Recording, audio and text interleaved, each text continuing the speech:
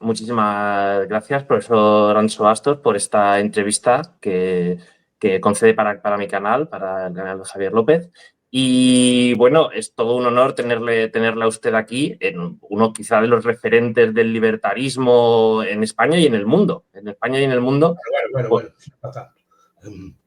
Bueno, al final, el referente ahora mismo, el político más importante del movimiento está siendo Javier Milei, y usted no deja de ser un gran referente para Javier Milei. Y bueno, por si alguien no le conoce a usted más en profundidad, es profesor de Ciencias Políticas de la Universidad de Santiago, también doctor en Economía, y quizá, bueno, fue un honor poder saludarle en el Madrid Economic Forum, que la verdad es que fue un éxito. O sea, su entrada, no sé si la gente lo ha visto en redes, todo Vista Alegre en pie para saludarle a usted y toda una... ¿Cómo? Que no será para tanto, hombre. Bueno, yo eso ya lo dejo yo. Es que me emocioné mucho ver que también había mucha gente joven que conocía. Bueno, no sé si lo sabe usted, hay una línea de camisetas y los chavales de 25 años, 30 años salen de fiesta y están en discotecas con camisetas con sus frases. ¿Eso usted lo ha visto? No, no Pues voy de fiesta, entonces no puedo ver esa camiseta. Yo lo he visto en fotos. Hay una marca de ropa que se llama Laissez Faire, que está vinculada a Juan Ramón Rayo, y los chavales de 25 años salen de fiesta y están en bares con frases suyas como la de capitalismo, ahorro y trabajo duro. O sea, eso está pasando en la noche madrileña ahora mismo. Se decía que le pasaba a Wilbur Kendall, que era un profesor norteamericano era así uno de los teóricos del conservadurismo americano, que son unos en Texas, lo querían tanto que le hacían camisetas con su nombre. Yo me parecía así ya el sumum de la... Pues no sabía yo esas cosas. Pues el hombre y su figura, y tuvieron un éxito increíble en las camisetas en el Madrid Economic Forum, pero además en gente de 20, 25 años, que parece increíble. Chicos de 20 años leyendo a Rothbard, leyendo a Murray. Si leen y estudian, eso es buena cosa. A mí ya me conformo con eso, que estudien, digamos, tradiciones alternativas, que vean y después comparen, que escojan lo que entiendan mejor. Así eso me gusta, por lo menos que se conozcan estas tradiciones. Después ellos individualmente, como digo yo, que las ideas peleen a puñetazos en su cabeza, que escojan la mejor. Eso es lo que debe ser. Pero esto es muy curioso, porque yo, por ejemplo, estudié Economía y Periodismo en la Carlos III, en Madrid. Nadie salió de la carrera sabiendo quién era Rothbard, quién era Murray. Nadie. O sea, no, me pasó a mí en la carrera, que yo muchas de estas cosas las descubrí haciendo doctorado, no en la carrera. Las carreras, yo tengo dos, no era muy frecuente. En la carrera de política se hablaba algo de Hayek al final en teoría política, pero poco más. Poquísimo. Es como si se hubiera querido ocultar, opacar todo lo que es la escuela austríaca. No sé si se llama la fe, simplemente tampoco creo que mis profesores conociesen mucho de esta tradición. No era una tradición conocida. No era una tradición conocida. Algunos más eruditos conocían estas ideas. Y criticándolas, obviamente, pero no son ideas muy conocidas. Y ahora, por lo menos, se conocen, te repito. Después, si las lean, que escojan la mejor. Yo así lo digo. Si no les convence esto, pues que sigan con las ideas que entiendan pertinentes. Yo creo que esto mi labor o nuestra labor debe ser difundir el ideario después que las personas tomen sus decisiones. Eso es lo que es correcto. Lo que no me parece bien es que no se conozcan o que no entren en el debate público, digamos, ¿no? Y ahora están entrando en el debate público. Eso es lo interesante. Sí, es que ahora mismo me sorprende que veo a chavales de 17 años que conocen todo lo que es la escuela austríaca, y antes de entrar en la carrera, simplemente a lo mejor por vídeos de TikTok, vídeos de YouTube. Soy consciente, pocas veces me escribe alguno, me pregunta, pero sí que soy consciente. Es decir, yo no supe de estas cosas, está bastante mayor. Sí, a mí es una cosa ya parte con ventaja. Ahora a ver, esperemos que haya buenos desarrollos y que elaboren la teoría y que la desarrollen. Eso es lo interesante. Sí, puede que esto ayude a que cambie un poco. Claro, ahí está, es decir, no debe ser tampoco... Yo tampoco me gusta que la gente lea solo de esto, me gusta que lea otras cosas y que contraste. Sí, porque si al final, si solo lees una cosa, luego al final cuando tengas que debatir, tengas que, digamos, combatir las ideas, vas a estar muy cojo si solo conoces 3 axiomas. Efectivamente. Al final luego va a llegar, por ejemplo, Podemos, Pablo Iglesias, que tiene unos conocimientos siempre muy amplios sobre todo y te va a rebatir muy fácil si no eres capaz de conocer. Por ejemplo, a mí me gusta mucho la obra de Juan Ramón Rayo, Anti-Marx, porque llega a las raíces más profundas de Marx para desmontarlo, porque si no, muchas veces probablemente No seríamos capaces. Antes de este libro de Rayo no había nada. Nada a nivel global. Había algunas críticas a puntos concretos del marxismo, la teoría de la explotación, la teoría del valor, etcétera, ¿no? Pero no había un análisis completo, por ejemplo, de todos los temas del marxismo. Y menos concentrados en un libro. Y eso es muy... Había que ir picar de aquí, picar de allá, de un autor, de otro, etcétera, pero no había un referente sistemático para abordar al marxismo. Además, Rayo aborda e introduce muy bien el marxismo.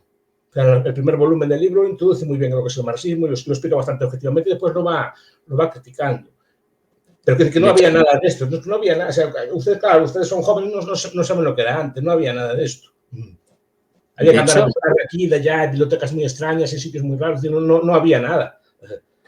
Un compañero de allí en el Madrid Comic Forum me comentó que fue usted prácticamente el pionero porque usted no encontró nada, no había ningún tipo de literatura, no había ningún tipo de hemeroteca que respaldara todo el movimiento al final liberal libertario que estamos viviendo ahora, que no había nada, que usted llegó y tuvo que empezar a importar libros, me parece, o a traducir libros porque no había casi nada en castellano. Después empezaron a traducirse, pero sí que rebuscarlos. Había libros viejos en la editorial en Unión, pero después en el editorial de Villalonga, que era una fundación que tenía traducción de la acción humana, entonces hubo que empezar a recopilarlo. Había unas tradiciones del socialismo en la edición mexicana, traducida de don Luis Montes de Oca, y eso estaban en las bibliotecas llenas de polvo. Así los fui buscando yo por ahí, más o menos, después se difundieron, ¿no? ¿Y esto como en qué año, en qué momento fue? Yo empecé a estudiar estas cosas a finales de los 90. Finales de los 90, que es un poco cuando creo que el profesor Rayo también... El profesor Rayo era muy pequeño de aquella, no creo que... No, pero el profesor Rayo siempre ha mencionado que usted es, digamos, su padre académico, su referente. Es el profesor Huerta de Soto, ya me... Bueno, también que fue su profesor de verdad. Joven y hablé muchas veces con él, pero claro, él es discípulo de don Jesús. Fue alumno como tal de... Sí, pero yo lo conozco, bueno, de muy joven y sí hablaba con él de estas cosas. Pero él ya tenía intuiciones de estas cosas, ya empezó joven en estas cosas. Ya empezó joven, muy joven, sí. ¿Puede que estemos cambiando el relato? ¿Puede que estemos consiguiendo cambiar el relato y ponerle un poco barreras al intervencionismo, al estatismo, al socialismo en los últimos años? ¿Puede que las redes sociales, Internet, nos esté ayudando? De luego ya no es como era antes. Ahora ya hay buenos pensadores, ya hay personas jóvenes ya metidas en estos temas, ya empieza a haber literatura académica abundante. Y el relato se puede... Pasa que el relato no se cambia de noche a la mañana. Eso es el libro de Neil Hogg y de Strauss del cuarto giro de las generaciones, ¿no? Como van cambiando cada 20 años los ideales. Creo que algo de esto está dándose. Que hay un cambio de paradigma, digamos. Empieza a haber un cambio de paradigma ideológico.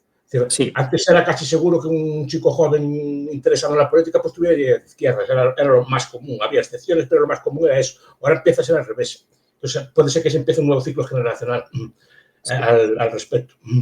De hecho, creo que en el último sondeo electoral, entre los menores de 25, el partido más votado sería Vox. No sé muy bien si o sea, entre los universitarios recién licenciados, el partido más votado creo que sería Vox. Veo cambio en la juventud al respecto de esas ideas, sea de Vox, sea de otros partidos, o sea de ideas libertarias, que sí que está dándose cierto cambio. No sé a qué se debe, pero sí que hay un cambio.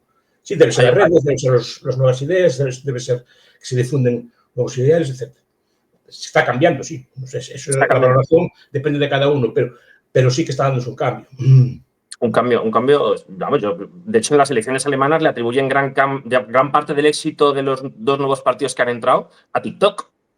Tanto a AfD como a Die Linke le dan un gran peso a todo lo que ha pasado en TikTok y cómo TikTok ha cambiado el paradigma y la forma de comunicar, la forma de hacer política y lo ha cambiado radicalmente TikTok. Y se ve como un cambio generacional. Digamos, las personas mayores son las más izquierdistas a día de hoy. Además, reaccionan de la misma forma que reaccionaron sus abuelos cuando ellos se hicieron de izquierda. También, sí. También es quizá... Estos jóvenes que no sé cuántos, están cambiando todo, no sé cuántos, qué ideas tienen, pero exactamente igual que sus abuelos le dijeron a ellos cuando las generaciones eran mayores, eran jóvenes. Y muchas veces creo que no lo saben ver. Parece que ellos tienen la reacción de una forma muy parecida a la de sus abuelos cuando ellos eran jóvenes. No lo ven ahí, bueno, los jóvenes están trayendo ideas nuevas, no, sino que se resisten al cambio de paradigma.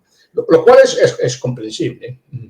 Sí. Pues una También persona hay una cosa que yo creo. si una persona lleva toda la vida estudiando una cosa, defendiendo un ideario, etc., sea este el que sea, y ahora se ve desafiado ese ideario por ideas nuevas, es normal que haya resistencia al cambio, ¿no? Es muy normal que exista. También yo veo ahí un poco de interés personal. Quiero decir, las generaciones más adultas ahora mismo tienen un poco son un poco votantes rehenes de PSOE y PP en cuanto a que depende políticamente la cantidad de su pensión. Al final yo creo que eso también está un poco vinculado, aparte de ser partidos generacionales, que digamos han crecido con PP y PSOE, son partidos con los que ha crecido una generación. También el hecho de que tu pensión dependa de lo que decida Alberto Núñez Feijóo o Pedro Sánchez, también te convierte en un votante rehén y muchos millones de votos. Ya lo dijo Bismarck cuando planteó el sistema de pensiones de reparto, que quería tener una sociedad dependiente. Dependiente. Sí, claro. Esa era la idea que tenía, no solo crear un sistema de atención a los, digamos, a los jubilados o a los más ancianos. Se podría haber planteado de otra forma del sistema de pensión. Se planteó un sistema de reparto de tal forma que depende, digamos, del Estado para atender sus pensiones. En su momento pudo haberse planteado un sistema de capitalización. Ojalá. Estaríamos...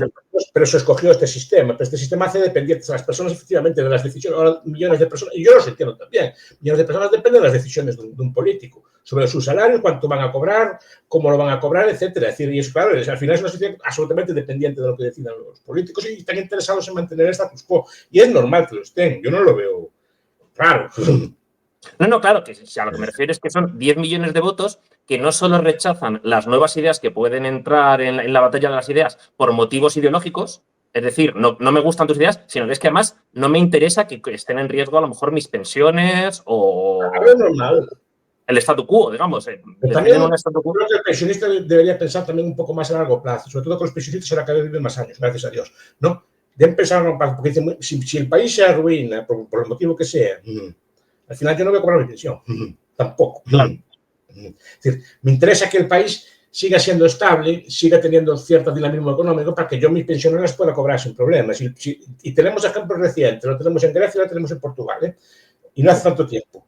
Cuando un país está en quiebra, al final acaban sufriendo los pensionistas. Yo no quiero que sufran los pensionistas, yo quiero que sigan cobrando, pero por eso digo que hay que ser pensar un poco a largo plazo, no pensar en el beneficio a corto, sino pensar a ver qué pasaría a mí si dentro de X años el país no puede pagar las pensiones. Claro, porque hay una crisis, una recesión económica. Y eso hay que pensarlo también. Me interesa, como pensionista, que el país esté estable, sea un país sostenible, o sea, que pueda, digamos, mantener un nivel de riqueza mínimo para poder atender a mí. Un país quebrado no paga pensiones. Eso lo digo los argentinos en el 2000 o que se lo digan a otros países, ¿sí? O repito, ejemplos más cercanos aquí. Entonces, a mí me interesa, como pensionista, que el país sea estable, que vaya prosperando. Sí. No me interesa que por ganar ahora unos miles, cientos de euros al año, el país se pueda quebrar.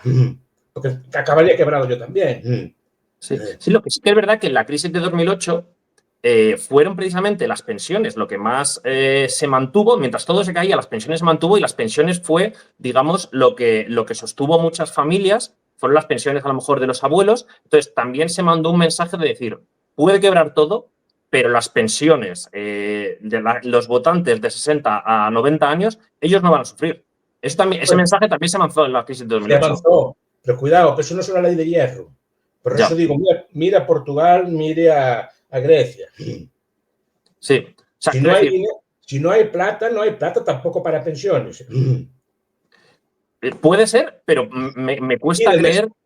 Sí, porque el rescate español se orientó a salvar las pensiones. O sea, se hicieron las reformas adecuadas para salvar las pensiones. Y puede ser, y se salvó por los pelos de una intervención, ¿eh? Vamos, sobre la campana. Fue una reunión, creo que a las 2 de la mañana o algo así. Pero quiero decir que hay casos cerca de lo que puede pasar. Por eso digo que muchas veces decir, vale, yo no quiero que las personas cobren su pensión, la trabajaron y ahora más o menos tienen su derecho a cobrarla, etc. Pero cuidado con lo que piden. Nada más. Sí. Digo por sensatez. Y sé que la mayor parte de ellos esto lo entienden y son sensatos.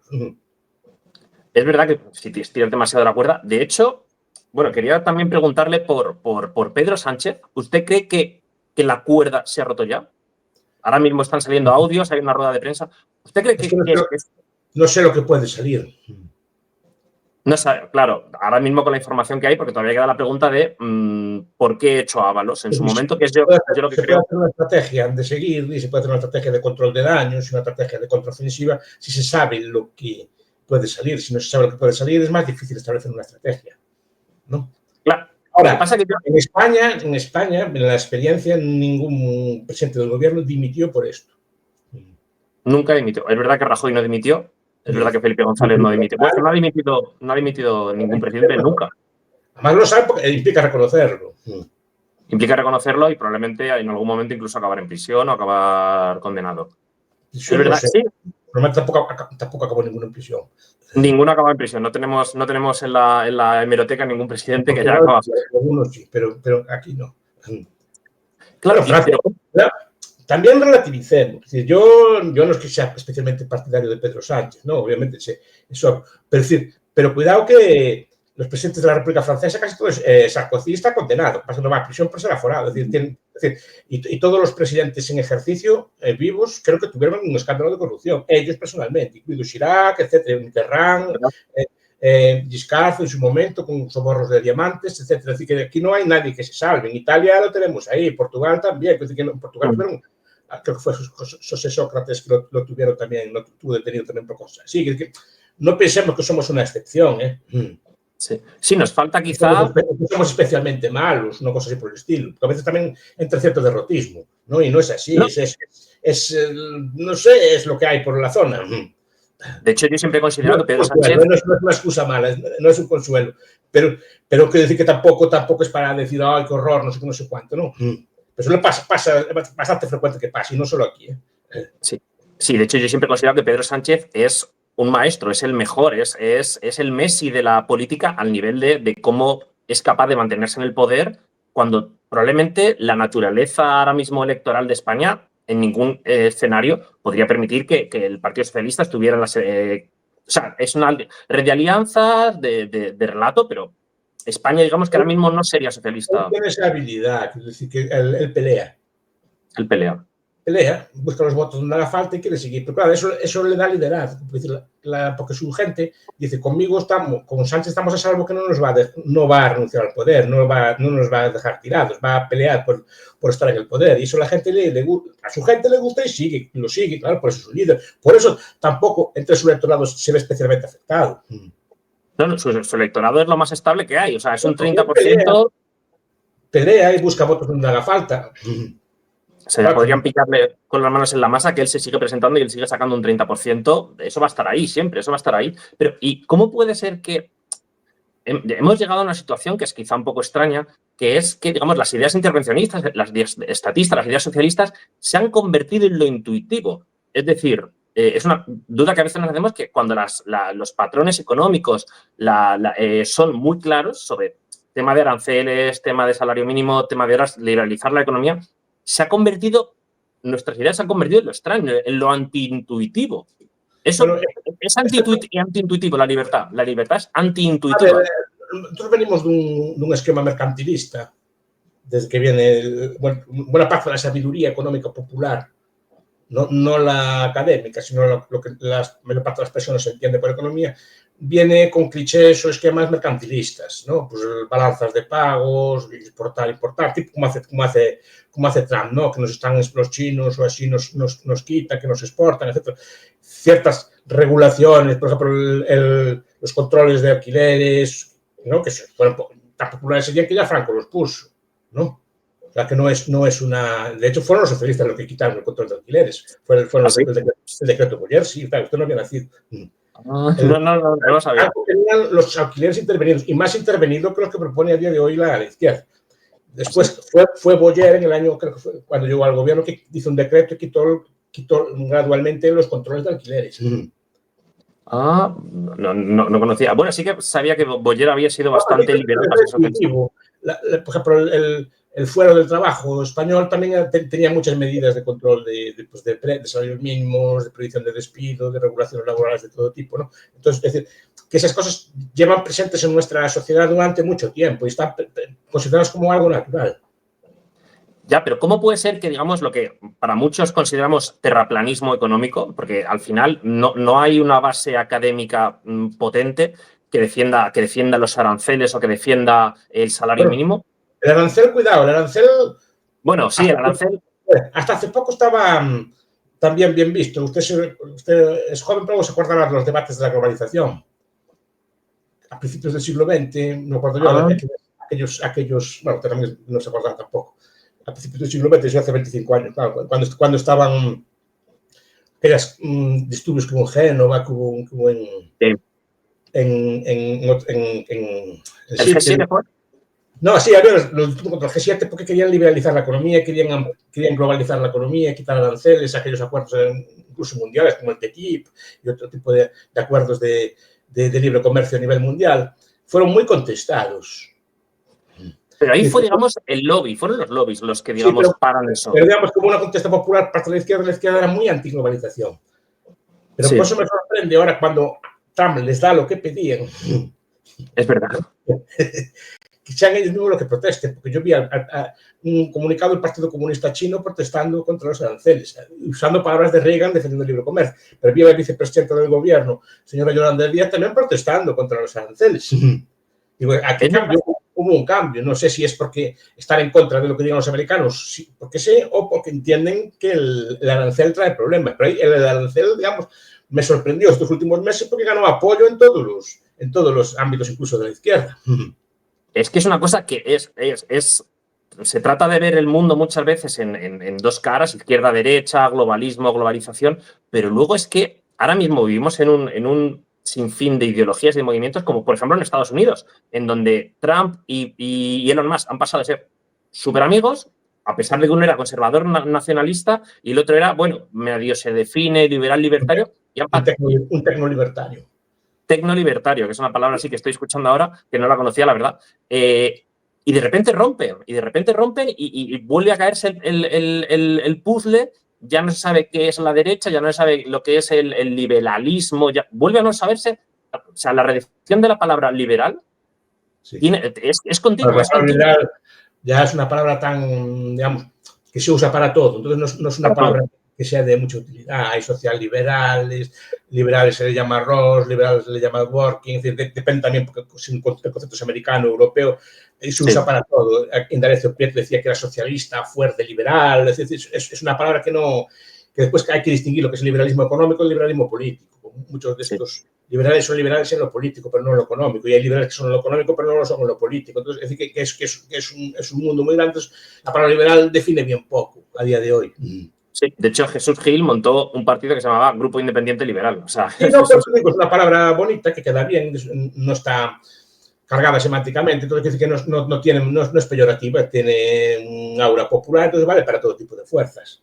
De hecho, los libertarios, digamos que hemos buscado esa palabra para que no haya, digamos, polisemia con lo que puede haber significar liberal. Hemos buscado libertario y resulta que los libertarios en España, en la guerra civil, era Durruti. Eran los anarquistas y de hecho se enfadan porque se les quita el nombre. Es decir, es que el libertario español ahora que se llama libertario es del libertario americano. Del libertario americano. Claro, el libertario americano sí que es lo que se entiende aquí por libertario, así como ustedes. Es decir, no. Porque eso sí, contra el Estado, reducción del papel del Estado, economía libre, etc. ¿no? Eso es el libertario. ¿Qué pasa? Que el libertario puro y el libertario, digamos, anarquista hispano tienen puntos en común más de los que parece. ¿Sí? Sí. ¿El anarquismo? Sí. La teoría del Estado es la misma. Les gusta o no les gusta. Es decir, tienen una visión del Estado muy negativa. Usted lee, por ejemplo, otro que me gusta mucho, que se llama Gastón Leval, ¿no? Un libro que se llama El Estado. Usted lee el Estado y parte que está leyendo la Rothbard. Pero ellos quieren llegar al Estado. El debate es lo que hacer después. Pero ellos pretenden llegar al anarquismo por el otro camino, por mucho Estado. O sea, nosotros pretendemos llegar al anarquismo por la supresión del Estado. No exactamente así. Ellos quieren abolir el Estado, después quieren una especie de sociedad de comunas socialista, eso sí. Bueno, hay variantes, pero el pensamiento anarquista también es muy rico. Desde el mutualismo hasta un anarquismo colectivista, hay muchas variantes de anarquismo. Es un pensamiento muy rico. No, pero recuerdo, él era Abad de Santillán, que era un teórico anarquista, creo que es Abad de Santillán, un teórico anarquista en su última obra, ¿no? Cuando ya era muy mayor, que fue un líder anarquista, digamos, en los tiempos de la guerra civil y antes, fue exiliado, y después en sus últimos libros me llama la atención, esto no me acuerdo del título, que citaba a Mises con aprobación. ¿A Mises? A Mises, porque a él le gusta al final vio que la libertad económica también implicaba cierta libertad de mercado, este tipo de cosas, lo acabó viendo. Pues digo que no son tan distantes como parece en muchos aspectos. No lo conocía. Era muy mayor. No, claro, porque digo, hay que rastrear un poco por ahí, porque se encuentran joyas, se lo digo en serio. Sí, al final la política acaba haciendo extraños amigos, extraños compañeros de viaje. No son extraños porque, repito, que el libertario, hay un pensamiento anarquista, digamos, seminal, ¿no? Que yo creo que es el que deriva de los americanos, de Josiah Tucker, de Alexander Spooner, ¿no? De todos los libertarios americanos. Y eso después se va mezclando, se va cruzando con otras ideas. Se cruza, por ejemplo, con el socialismo, es el individualismo y sale el anarquismo colectivista, ¿no? Después se cruza con el capitalismo, es el anarcocapitalismo, se cruza con el ecologismo, el anarquismo verde, tipo Murray Bookchin, etc. Que es una idea que es seminal, la idea de libertad, de individuo, etcétera, ¿no? De libre de autoridad, etcétera, que se va mezclando con otras filosofías económicas. Sí. ¿Y usted cree que, por ejemplo, en Estados Unidos ahora mismo que hay ese debate, que el Partido Libertario allí en Estados Unidos es el tercer partido, ¿usted ve a Elon Musk saliéndose de la disciplina republicana, rompiendo con el Partido Republicano y promocionando el Partido Libertario, rompiendo quizá el bipartidismo? Como poder puede ser, el sistema americano es muy fluido. Es decir, Trump llegó a estar registrado como demócrata. Estuvo registrado como demócrata Donald Trump. Trump, sí, porque ahí no pasa nada. Usted ahora puede presentarse mañana como demócrata si quiere, y otra cosa es que gane la primaria. Claro. Pero podría llegar a romper el bipartidismo en Estados Unidos. No es el partido como es aquí. Usted es casi una forma de vida. Usted llega allí y se apunta y mañana se apunta en el otro y no pasa nada. Mira Robert Kennedy. ¿Y cree que se podría...? El nieto de Kennedy ahora está con Trump. Empezó como demócrata. Que no es más fluido. Lo que pasa es que usted se presenta, usted vaya con su programa libertario, se presenta por los demócratas y lo votan, salió. Prácticamente los votantes demócratas no lo votarían a usted. Es improbable. Pero nada le impide que se presente. O sea, digamos que podría hacer crecer una facción libertaria dentro del Partido Republicano como la de Ron Paul. Ron Paul, creo que son los... Ron Paul estaba en el Partido Republicano y fue congresista mucho tiempo del Partido Republicano y se presentaba. Pero al ser una elección primaria a nivel local, no solo a nivel estatal, ¿quién se presenta a congresista por, no me acuerdo, creo que por Texas, me parece que era, por un distrito de Texas? Todos los votantes de allí hacen una primaria, los votantes republicanos, y los cogen a él, y entonces él es el candidato republicano y gana la elección. O las pierde, pero las gana normalmente, ¿no? Sí. Que es más fluido, no es como aquí. Entonces, el más puede... ¿Qué pasa con un tercer partido en el sistema americano? Depende cómo sea, lo que hace es garantizar la victoria a otro. Entiendo. A ver, se llaman, los viejos le llamaban listas de chantaje. Listas de chantaje. Sí. Muy bien, estás enfadado conmigo, Trump, yo te presento una lista. Yo no gano, pero tú tampoco. Te quito a lo mejor el 10% de los votos y entonces ya te gana el otro. En unas elecciones a dos, o sea que divides el voto, digamos, de la derecha, entonces gana la izquierda. Es el bipartidismo. ¿Qué? Sí, aquí tenemos mucho problema porque tenemos ahora mismo muchísimos partidos, pero allí el bipartidismo también puede ser un problema de falsos compañeros de viaje que al final hacen que o conmigo o contra ti, porque el bipartidismo no da muchas más, no permite la negociación post-electoral. Porque, repito, que usted puede, dentro del mismo partido, es una especie de plataforma. De hecho, muchas veces no se sabe ni quién es el presidente del partido, quién es el presidente del Partido Demócrata, quién es el presidente del Partido Republicano. Normalmente es alguna figura venerable, pero no tiene peso real, no es él el que hace las listas. Las listas se hacen, digamos, a nivel local.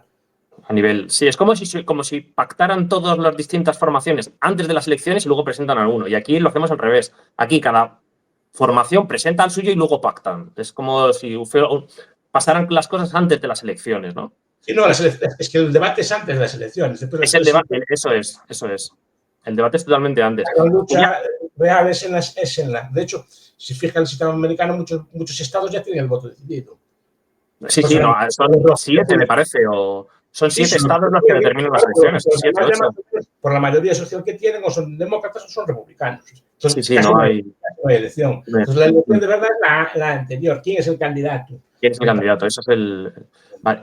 Quería preguntarle también por una palabra que quizá usted pronunció mucho y su ponencia iba sobre eso en el Madrid Economic Forum, que son los valores. Es decir, usted incidió mucho en que hay que cambiar el tema de los valores para volver a redignificar el trabajo, el ahorro. Y eso me pareció bastante interesante porque es una cosa que está totalmente fuera del debate ahora mismo. De hecho, se trata el debate, por ejemplo, Sumar o Yolanda Díaz, hablan radicalmente de cambiar el relato a lo contrario. Pero no es Yolanda Díaz. Yolanda Díaz y en general Sumar, lo que hacen es sumarse una ola. Ellos ven que eso vende y se apuntan. Porque el marxismo, por ejemplo, no siempre fue antitrabajo. Al revés, era muy pro trabajo. No, este cambio de ocio así es una cosa nueva. Se puede ver en los orígenes de la Unión Soviética. El trabajo era hipervalorado y además se valoraba el trabajador trabajara para construir la parte socialista, incluso tenían sábados rojos que había que trabajar sin cobrar, había unas jornadas laborales muy largas, etc. Estaba muy castigado el absentismo, estaba muy castigado, digamos, la falta de disciplina laboral. O sea, el trabajo era valorado. Hubo un cambio de valores. Y este cambio de valores social, digamos, que es lo que la izquierda dice, caray, esto a la gente ahora no le gusta, esto vamos a darle lo que le gusta. Pero no es porque sea algo intrínseco, digamos, a su ideario. O sea, y dentro de la batalla... Un cambio también en la derecha, ¿eh? Porque cuando se presentó esta propuesta, por ejemplo, desde la derecha no se vio mal. De reducción de jornada, sí. Dentro del Partido Popular, dice, o de Vox. Sí, por ejemplo. No se vio mal, ni desde luego no vi contestación. La contestación que se hace es en plan económico, es decir, no que no es eficiente, que no sé qué, que incrementa los costes de las empresas. Mala argumentación, porque lo que tiene que decir, no, el trabajo es bueno, no hay que reducirlo. Es que ese mensaje ahora mismo está totalmente fuera de... Es que el marco mental es ese, que el trabajo es malo, hay que reducirlo. Por tanto, bueno, un poquito menos, hay que ser un poco sensatos, tenéis razón, pero ahora no es el momento. Pero así no se combate bien. El combate tiene que ser como se hacía antes, el trabajo que tiene de malo el trabajo. Antes los obreros tenían trabajo. Claro, sí. Que hubiera trabajo, que hubiera una forma de ganarse la vida, que hubiera empleo, ¿no? Los sindicatos pedían carga de trabajo.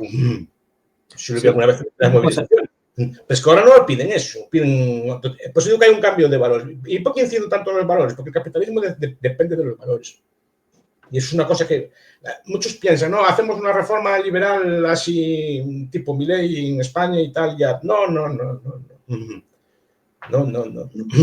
porque yo digo que usted va a un hipotético pueblo de vagos y de borrachos, ¿no? Que hubieran en algún sitio del mundo, ¿no? Algunos países que están todo el día así, ¿no? Imaginemos algún país que existiera así. Usted le pone allí todas las reformas laborales, liberales, tal, y eso no tiene por qué prosperar. Porque no hay base moral. No hay una base en el sentido que la gente pues, que se levante a las 6 de la mañana con ganas de ir a trabajar, que sea puntual, que sea productiva, que haga bien su trabajo, que se preocupe de formarse en el trabajo, incluso fuera de él, etc. Ese tipo de cosas, eso no lo hay. ¿Usted cree que tiene que ir primero la sociedad y luego los claro, el sistema capitalista se sustenta sobre un sistema de valores previo. Previo. Quiere decir que hay un colectivo que son austeros, que son frugales, que son ahorradores, que invierten, que tienen una ética del trabajo muy dura, etc. Entonces, ese tipo de cosas prosperan y después son imitados por el resto. Porque el capitalismo no nace a nivel mundial, nace en unos sitios concretos y se va expandiendo por imitación como una mancha de aceite. Primero por Europa, Estados Unidos, después por el resto del mundo. Pero es como una imitación. Pero necesitamos una población predispuesta a esto. Si no, no vale de nada. Es como cuando, siempre pongo el ejemplo de cuando Ataturk, para desarrollar Turquía en los años 20 del siglo pasado, ¿no? Cogió el código de comercio suizo y lo puso en Turquía, pensando que así Turquía va a ser como Suiza. Pues no, porque pongan las leyes suizas no va a ser aquello suizo, es al revés, son los suizos los que hacen las leyes suizas. Son los suizos los que hacen las leyes suizas adecuadas a ello, pero no porque importa un código, digamos, mercantil distinto, o un código constitucional de otro país, va ese país a ser como Suiza o cualquier otro país, ¿no? Entonces, es necesario educar a la población, pero no educar desde arriba.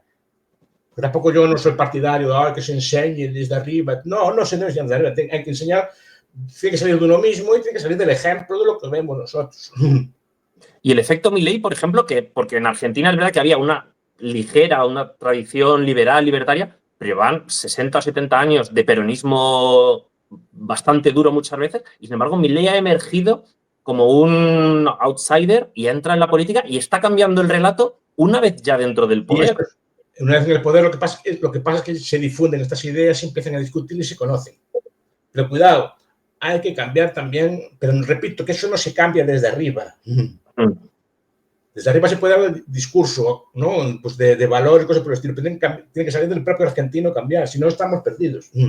Claro, porque no duraría. No se cambia solo porque lleguen otras políticas. En cuanto llegue otro gobierno y se encuentre con una economía saneada, rápidamente va a volver a las andadas y sin resistencia.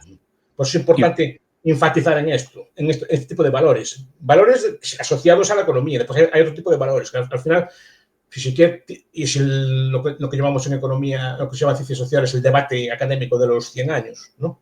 La guerra académica de los 100 años, que le llamaba Gil Villegas, el debate sobre qué papel tiene la religión en el desarrollo del capitalismo. El papel de la religión. Sí. Sobre si el protestantismo benefició... Sí, no, en general, la idea de importancia es si el capitalismo tiene un valor, un sustrato religioso o no. Si se puede construir un capitalismo, digamos, en ausencia de ese sustrato religioso. Eso es pues se llama guerra económica. Porque la guerra académica de los 100 años, lo que dice, bueno, unos dicen que es un protestantismo, otro que fue el cavilismo, otros incluso apuntan al catolicismo. O sea que es un debate muy, muy profundo, con muchísima... El libro de Gil Villegas, como ese título, tiene 1700 páginas. Es decir, que va explicando todas las teorías que hay al respecto. Pero yo sí que creo que tiene un sustrato moral, tiene un sustrato religioso, tiene que tener un tipo de valores. Que puede hacerse sin moral, yo creo, puede, pero digamos que la moral refuerza ese tipo de valores. Que tiene que haber unos valores previos para que funcione una economía. La gente tiene que ser más o menos honrada, tiene que ser honesta, tiene que ser cumplidora, etc. ¿No? Un país de pícaros, por muy libertario que sea, mal va. Sí, porque al final, bueno, creo que el protestantismo siempre se ha dicho que potenciaba más valores como la austeridad, el trabajo, el ahorro, y que era más fácil que en una sociedad protestante surgiera el capitalismo porque había más ahorro, había más aumento de capital. Al menos eso es lo que... Sí, es lo que se cuenta. Yo, en cambio, soy más procatólico en ese aspecto. ¿Juan de Mariana o...? No, más procatólico. Juan de Mariana aún no aparece el capitalismo con él. Cuidado, porque también yo distingo entre lo que es el libre mercado y lo que es el capitalismo, que no es exactamente lo mismo.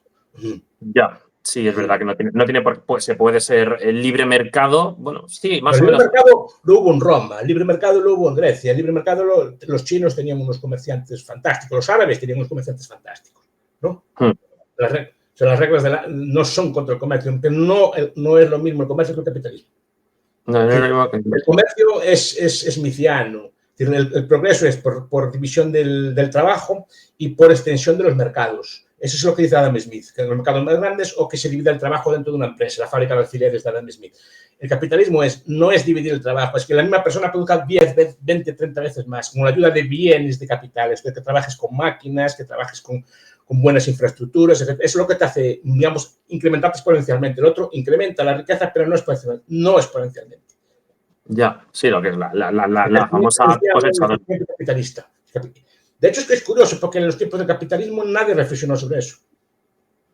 Surgió de forma... No hay la teoría del capitalismo. De hecho, el capitalismo como tal es una palabra tardía. Y que el primero a sin usarla de forma sistemática fue Bernard Sombart, a principios del siglo XX. Antes no se usaba esa palabra, ni siquiera más. Más la usa 2 o 3 veces en creo que sus escritos.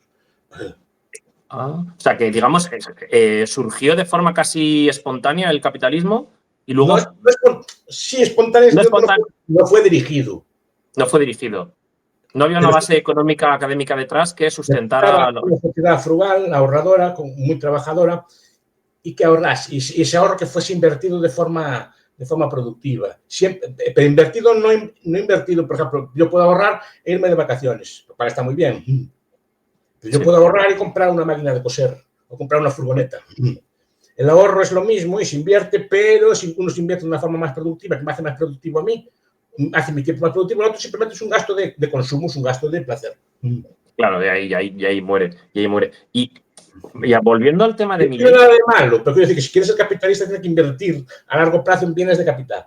Y eso no es tan fácil. Normalmente los ricos antiguos, los nobles antiguos, cuando ganaban, los comerciantes, cuando ganaban dinero, lo que hacían después se retiraban a una villa, pues, a vivir de rentas, se compraban unos territorios, la trabajaban allí, viviendo de la renta, o intentaban casar a sus hijos, a sus hijas con nobles, intentaban ascender de esa forma. No era una inversión sistemática como esta, ¿no? Los ricos de antes, de luego, no eran como ahora. Es que yo hay un libro que me encanta, que es El burgués, de Sombart, español.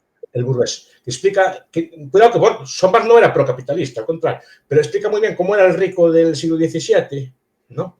Por ejemplo, le plantea un noble, el típico noble, que puede ser un noble español, por ejemplo, un duque de estos que había en España, pero él plantea el caso de unos duques, creo que era de Centro Europa, que tenían así un montón de castillos, tenían servidumbre para encender el fuego todos los días.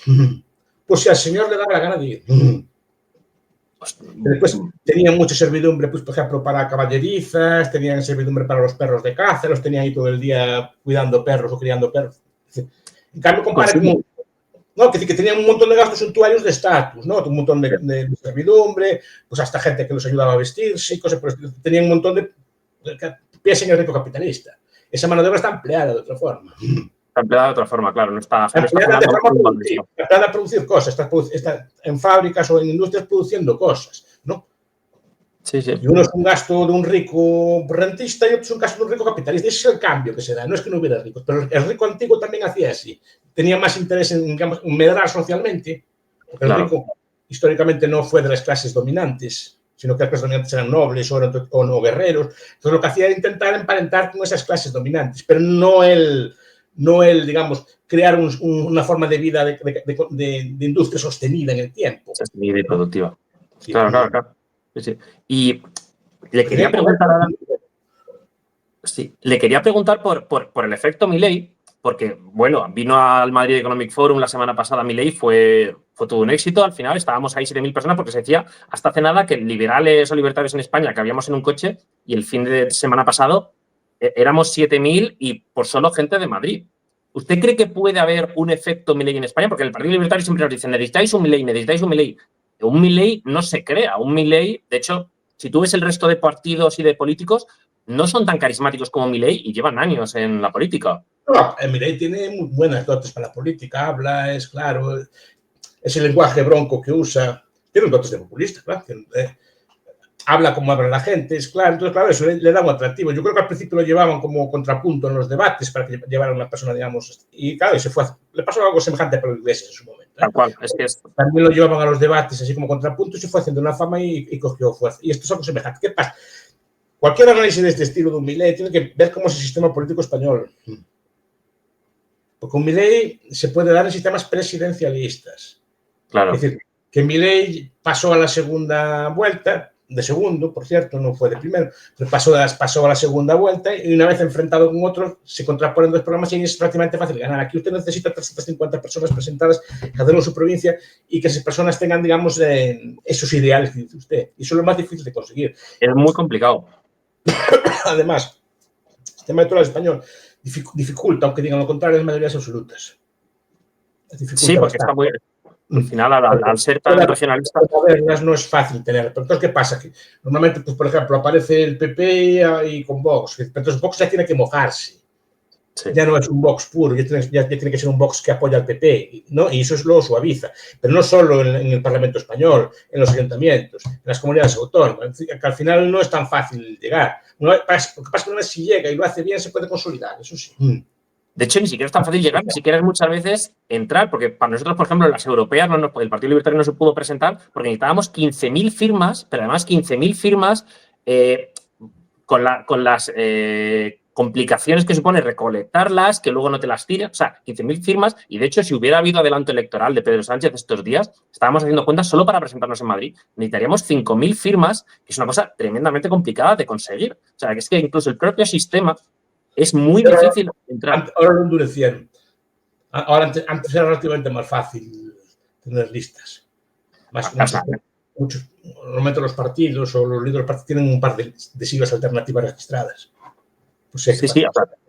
Ahora es muchísimo más complicado. Y hay una frase que me gustó. Bueno, usted inició su ponencia en el Madrid Economic Forum hablando a los liberales de que somos cada vez más.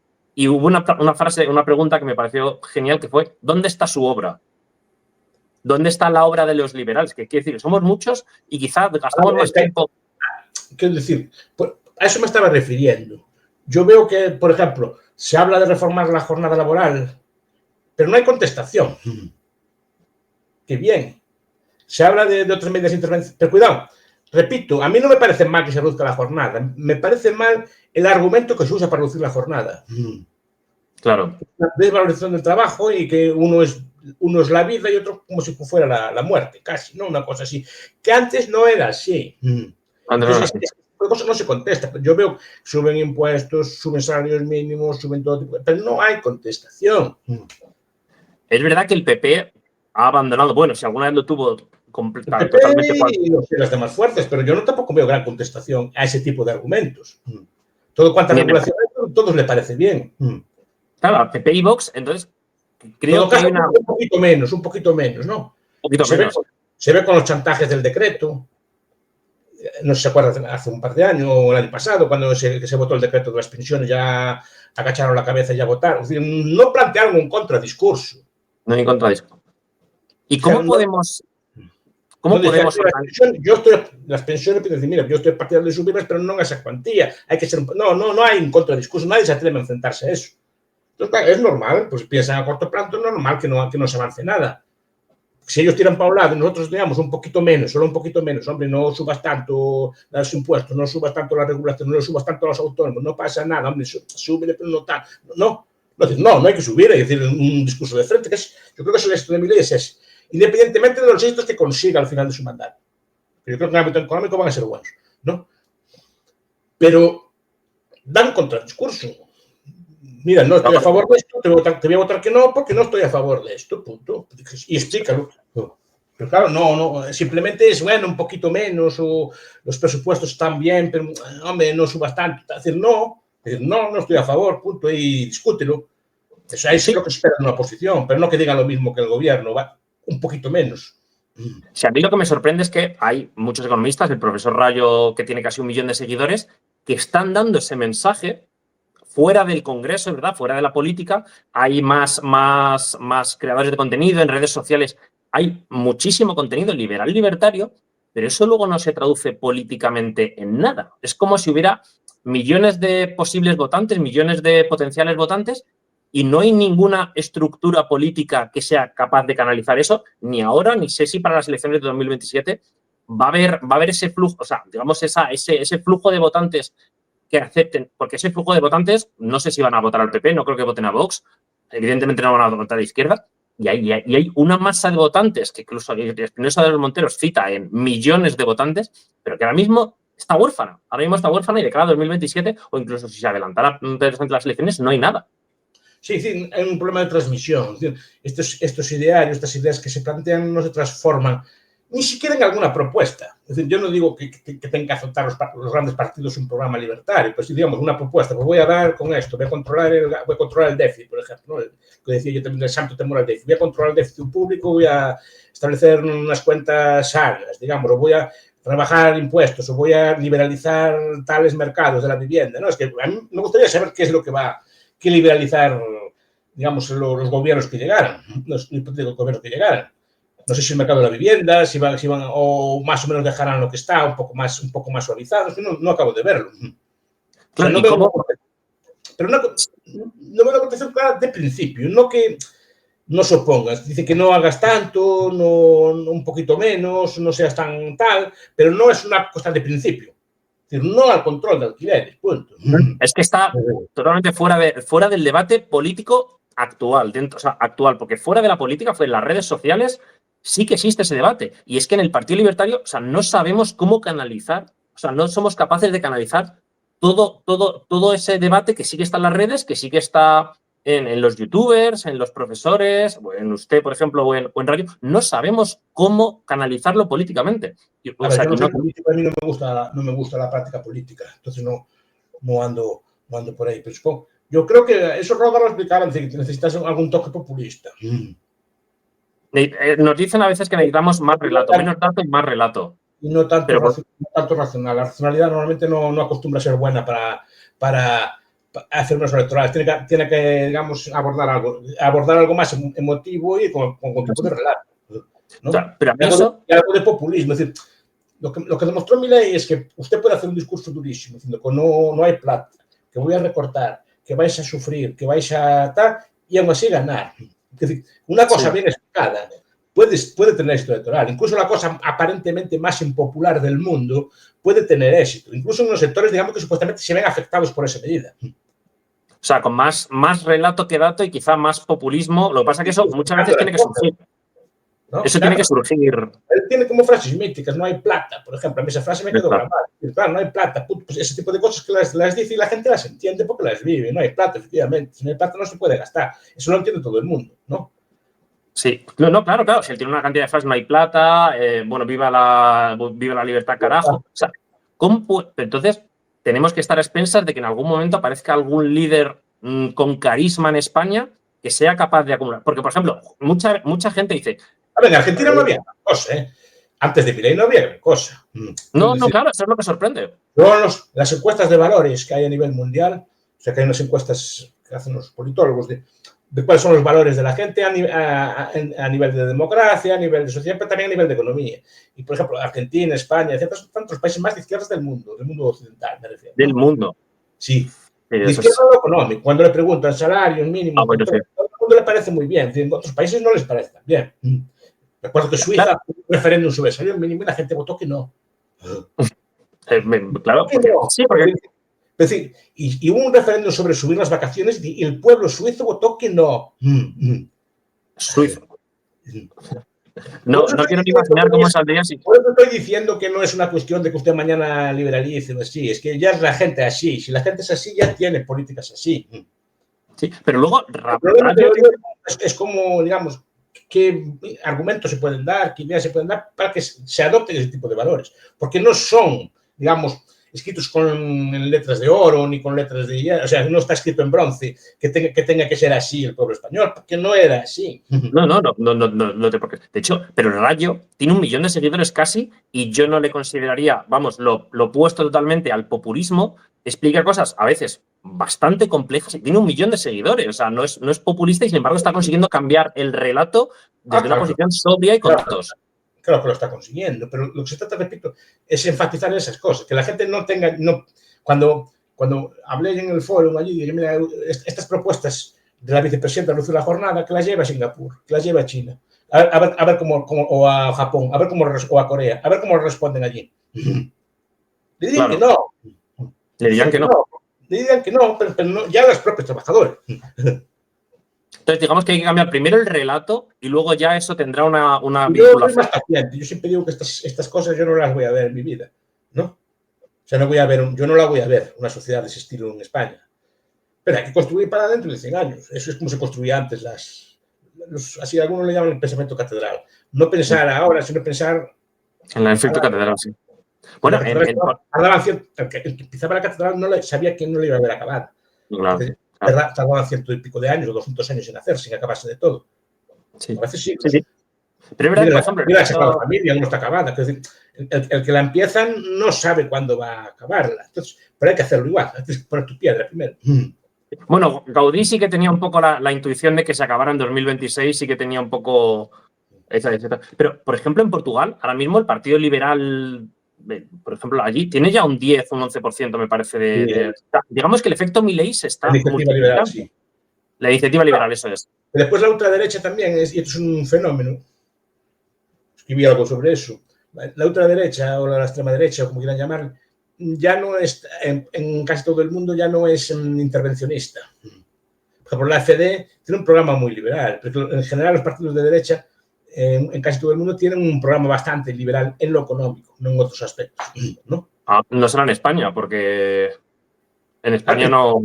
Por ejemplo, Vox tenía un programa bastante liberal y sigue teniendo aspectos, aunque no tantos como antes, en mi opinión, por lo menos, ¿no? Pero sí que tenía un programa liberal, porque era común en toda Europa, y el Chega, Portugal también tiene elementos de estilo. No es como antes, la derecha fascista típica era muy intervencionista, el fascismo era muy intervencionismo. O sea, no solo el nacionalsocialismo era muy intervencionista.